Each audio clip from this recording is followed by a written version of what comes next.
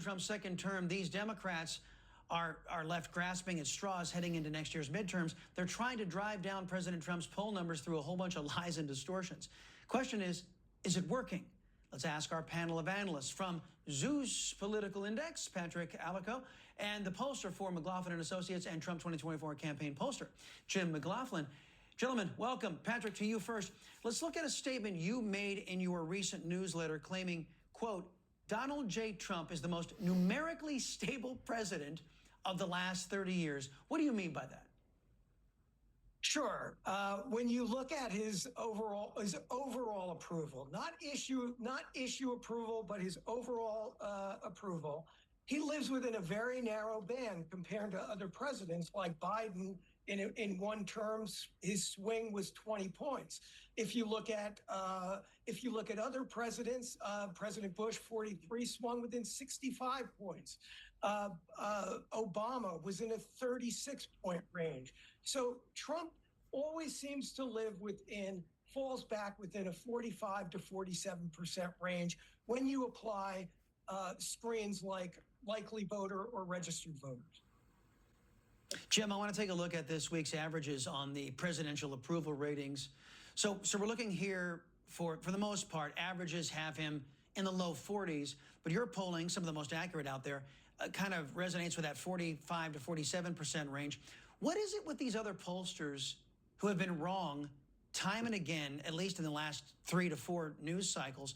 Why do they continue to use methods that we all know have proven to give faulty results? Because it's biased, just like their media coverage. These were the same people that told us we were going to get President Hillary Clinton. These were the same people that told us we were going to get President Kamala Harris. And look, our last national poll, which just came out of the field, and you can go to the NEWSMAX blog, it's on there, we have President Trump with a 50% job approval. And look, just like Patrick was saying, is what really holds steady with President Trump, he consistently has a 90% plus job approval rating among his Republican base. And if you go to conservative Republicans, which are the majority of Republicans, it's 95%. So when you look at, you compare him to previous presidents, whether it was Obama, whether it was George W. Bush, they had job approval rate, even among their own parties, consistently below about 75%. So Donald Trump's numbers, especially when it comes to job approval, has been very consistent. We've pretty much had it in the 50 to 54% range since he was reelected. Patrick, I've been watching one of the tricks that the leftists in the media use to generate the polls they like. They'll actually get surveys of adults. They do this knowing that polls among likely voters are way more accurate. Is this the unfair and biased press trying to generate bad polls for President Trump and their political opponents in the press to shape public opinion rather than reflect it? Sure, they're typically underreporting Republicans in the all-adult polls, and we've seen that time and time again. But if you want to talk about stability, look at Gallup. Gallup came out with a 36% approval rating this week. If you look back to President Trump's first term, his average Gallup approval was 41%. If you look at the first 11 months of this year, Gallup has him averaging 41%. If that's not stable, I don't know what is. Jim, the Bushes, Obama, President Otto Penn, they can't even touch Trump's loyal base, this 45 to 47% loyal base.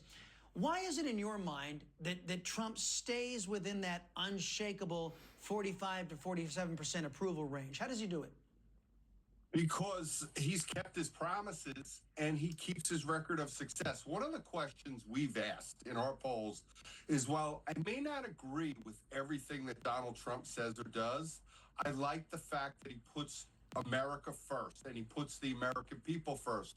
Basically, it's been pretty consistent since he was elected president. It's about 2/3 of Americans are saying they agree with that. It's a lot of Democrats. It's a lot of Kamala Harris voters.